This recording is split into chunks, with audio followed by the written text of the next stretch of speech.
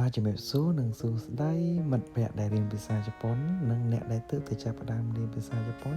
ពិសេសអ្នកដែលគម្រោងនឹងចាប់ផ្ដើមរៀនភាសាជប៉ុនទាំងអស់គ្នាឥឡូវនេះយើងចូលមកដល់វីដេអូទី5នៃ Hiragana នឹងឯជួរទី5របស់យើងគឺ Na ni nu ne no ហ្នឹងហើយចឹងទាំងអស់គ្នា Na ni nu ne no គឺសរសេរបែបនេះវា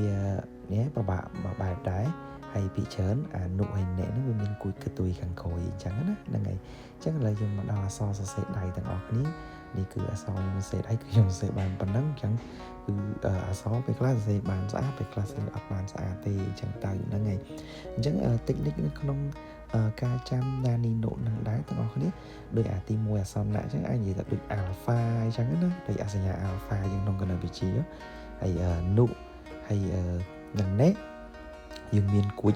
នៅកតុយនឹងអីចឹងណាហើយនុយើងមាន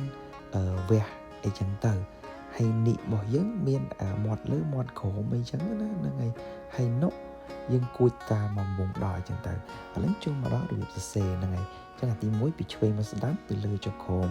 ហ្នឹងហើយអញ្ចឹងយើងគូសមកសរសេរតាមហ្នឹងមកគឺស្អាតហើយហ្នឹងហើយអញ្ចឹងសង្ឃឹមថាអ្នកទាំងអស់គ្នាអាចរៀនសរសេរបានអញ្ចឹងណាហ្នឹងហើយអញ្ចឹងយើងរៀនសរសេរដំបូងមិនសូវស្អាតតែយកពីយើងរៀនសរសេរយូរវាស្អាតអញ្ចឹងណាអរគុណច្រើនដល់ទាំងអស់គ្នាសុយគីណែ